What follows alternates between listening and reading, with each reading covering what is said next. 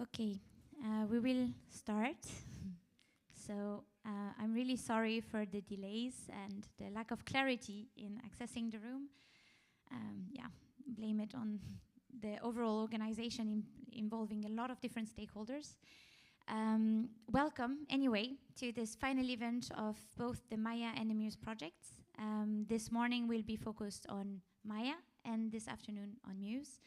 MAIA stands for Multimodal Access for Intelligent Airports. So this morning we'll be more focused on airports access and mobility innovations and how they support the accessibility to airports. So for those who don't know me, my name is Manon Cohen. I work at POLIS Network, which is a network of cities and regions collaborating for urban transport innovation. And well, the integration of airports into multimodal regional mobility networks is part of our key topics of interest. I'm just going to be basically supporting coordinating all of the speakers that we will have today, because we have a lot of very interesting people who have insights to share in this event. The objective of this event is to raise awareness on the project, and as we will see people entering the room, the awareness will rise. But yeah, I think we had actually a lot of people registered, so we hope to have a lot of people join and learn about MAIA and MUSE. Second objective is to present and explain the results of the MAIA project, which are a lot of results and very complex ones, so this is a great opportunity for you to ask your questions. And the last objective is to connect with the right audience to support the exploitation of the results beyond the project timeline. And for that, you will see at the end that we have a specific document that should support the exploitation. For those who haven't yet connected to the Wi-Fi, you're welcome to do so. The network to connect to is Smart City Expo, and the password in small letters, Smart Cities 25. Okay, it's quite easy to remember. This slide will not remain on the screen because we have a lot more to share, but yeah, Smart Cities 25 for those on site. First the agenda of the event for this morning. So we're now in the welcome phase. Everything is shifted by about 20 minutes for information. Then we're going to have a presentation of the project officer of MAIA, setting the context, introducing the SESAR Joint Undertaking, and the program funding the MAIA project. Then we're going to have the real introduction to the project itself by the project coordinator, and then a presentation of the results of the project. After that, there is going to be a session for questions and answer, and then a well-deserved coffee break. Coffee is just at the end of the room, so in case you urgently need a coffee, even during the session, you can help yourself. And then after the coffee break, we're going to have a very exciting panel discussion with 6 very well-connected speakers to the topic. And after this panel discussion, a brief presentation of the white paper, which is supporting the exploitation of the results beyond the project lifetime. And after that, there's the conclusion and a lunch before we go into the afternoon of the MUSE project. Just a few housekeeping rules before we dive into the content. So this is a hybrid event. We have people on site in the room and people online. So on site, it's good if you wait for the microphone to speak. Otherwise, the people online don't hear you, and we want this event to be as inclusive as possible. And online, you can also raise your hand, and my colleague Zsofia, who is connected, will monitor who is raising their hands. You can also write in the chat, and she will be able to bring your comments forward in the room. This is an interactive event, so we want to have questions. Please introduce yourselves when you ask a question. We will distribute the mic in the room. Online, please rename yourself with your name and the name of your organization so that we know who is speaking. Finally, there is dedicated time planned for questions and answer after each session, so yeah, you can keep your questions for these parts. And for the people in the room, you can use the coffee breaks and the lunch for further in-depth discussions. For your information, this event is recorded and is intended for promotion. So if you don't want to be featured for promotion, please reach out to us, either at the breaks or by email, so that we just remove the parts where you would feature, if you feature. Okay, so that's it for the housekeeping rules. I think everything is clear. If you need anything else, just come to me. So now, because we want this event to be as interactive as possible, and even though the people probably struggle a lot still to join our room, we can always have a little survey of who we have in the room. And my colleague Zsofia will be monitoring online. So I will ask the people to raise their hands if, both online and on site, you came to Barcelona through the Barcelona airport. Who came through the Barcelona airport? Okay, so online, probably you didn't come through the Barcelona airport, but have you ever been at the Barcelona airport? So raise your hand. It's not all of the room, that's good. But some people come from Spain to Barcelona by airport, through the airport, so that's good, okay? And how efficient was it? Very efficient, raise your hand. Okay, pretty efficient, good. Well done, Barcelona airport. Yeah, raise your hand, oops, sorry. If you represent a public entity. All right, we don't have public entities here. Yeah, my colleague Zsofia is busy now, so we will know later if we have public entities online when they rename themselves. Raise your hand if you have ever piloted a drone. Okay, only 2, 3 people? 4? Okay, 4 people. It's not much, but yeah, this is expected to expand in the next years. I think I missed one. Raise your hand if you work for a mobility service provider. 2 people, okay. Good to know. And then if you are a researcher, if you work in research. Okay, not that many, okay. Half of the room approximately. Well, I guess we will learn more about the on-site participation through the names of the organizations. Okay, well, I was asking about research at last because the entity that is supporting research and innovation in the aviation sector is the SESAR Joint Undertaking, and we have the project officer of MAIA online who will do a little presentation about the context, the SESAR Joint Undertaking and the MAIA funding program. Can you maybe put the screen online? And then Jérôme, the floor is yours. Thank you, Manon. Can you hear me?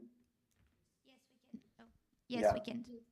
I am sharing the screen, but I'm not sure you see it, at least in the room, I don't see it displayed. So I don't know if I need to do... Yeah, we don't see it yet, but my colleague is working on it. Okay. Well, in the meantime, maybe I can already start by thank you basically for this opportunity to shed some light on SESAR and the work that we do. And even before that, I would like to extend my congratulations to the whole team behind MAIA and the very good work they have done, looking at exploring basically innovative mobility options like autonomous vehicles and UAVs and their integration in with other mobility transports to and from the airport. So that's very good work, and we are really delighted that now comes a time they can share the results, with the whole community. So, with that being said, what I can do is, in the meantime, I can share your slides.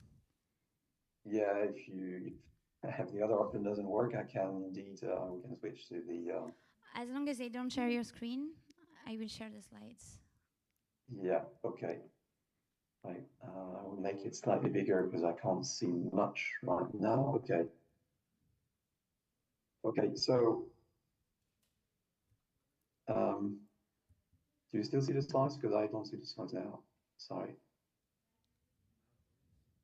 Okay. So, all right. So basically, great. So now we see you and the slides, so you can, I think, change the slides yourselves. Okay. Thank you for that. So my name is Jean Delmeur. I'm a program manager at the SJU. And I will give you, hopefully not too long, introduction about SESAR, the work we do. Yeah, I don't, okay, this is coming. It takes a while, but it's, I can see it now on the screen too. Okay, so SESAR. First of all, SESAR stands for SES ATM Research, so Single European Sky Air Traffic Management Research. So that means we sit under the Single European Sky European policy that basically aims to enhance air traffic management across Europe and improve aspects of capacity, safety, and environmental footprint. So if you like, in a nutshell, SES defines the objectives at European level, and we are the technological pillar and to deliver basically the solutions to achieve this vision. So the way we are funded, basically, we get about a bit more than 600 million euros funding, of public funding from the European Commission. But we also have, obviously, industrial partners involved in our projects and also investing somehow in with their own, resources in these achievements. We have about 78 projects in operation, meaning much more solutions, because one project can have one, but certainly more than one solutions. And we have already delivered more than 130 solutions. More than 50% of them are already deployed in operations, meaning that they're already being used, by airports or by ANSPs and so on, and producing already benefits, contributing to achieving the objectives that the SES has defined. And about 40% of them, so 40 more percent, are what we call under industrialization. So they are being further developed, and we'll come back on that in a minute, to reach, the latest level of maturity so that they can be deployed again in operation.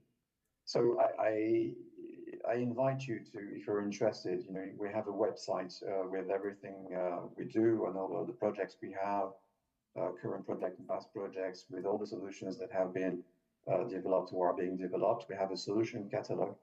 You can scan the QR code here, and basically you will have access to everything that you need to know about what we produce.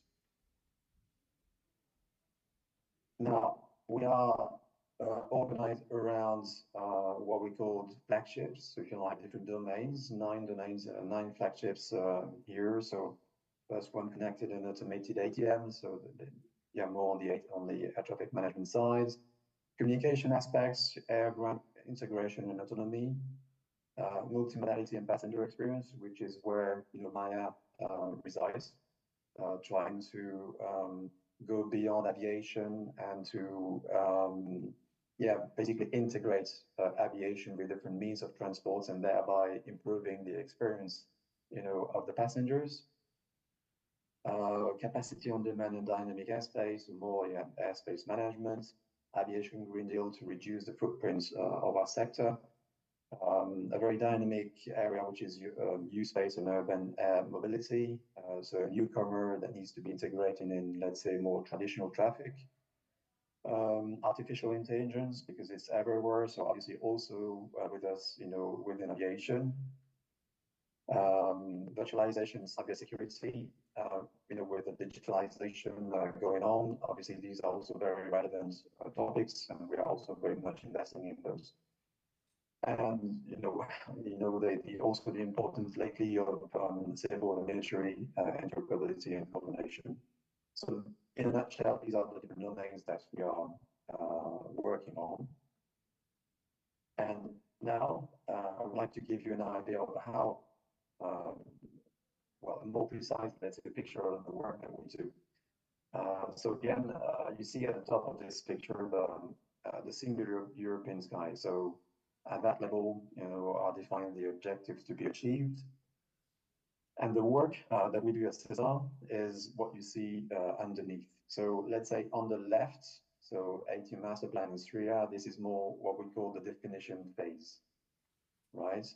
The center is what is the solution development phase, and on the right, that's the deployment, okay? So in the definition phase on the left,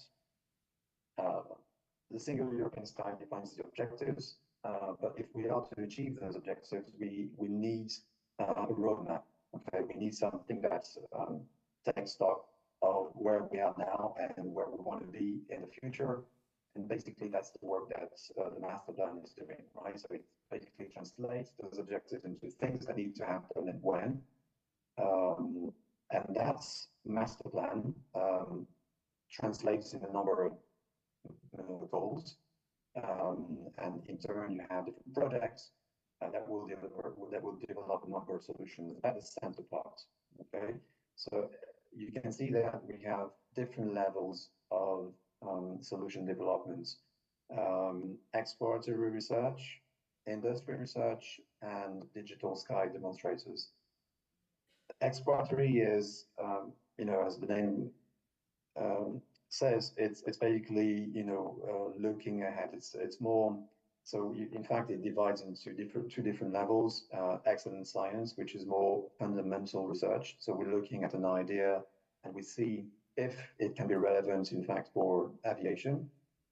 The next level is application-oriented research, meaning that we take this original idea and we apply that to a specific use case, if you like, in aviation, and we have a first evaluation of the benefits that this solution can bring. So that's the exploratory research, and that's the lowest level of solutions. Once these solutions have proven benefits, then they can move into industrial research, right? If you remember in the previous slide, I was saying that almost 30% of our solutions are being developed, industrialized. This is where they are. So they are, maturing. So up to TRL 6, meaning that we take those solutions and we have industrial partners involved in those projects to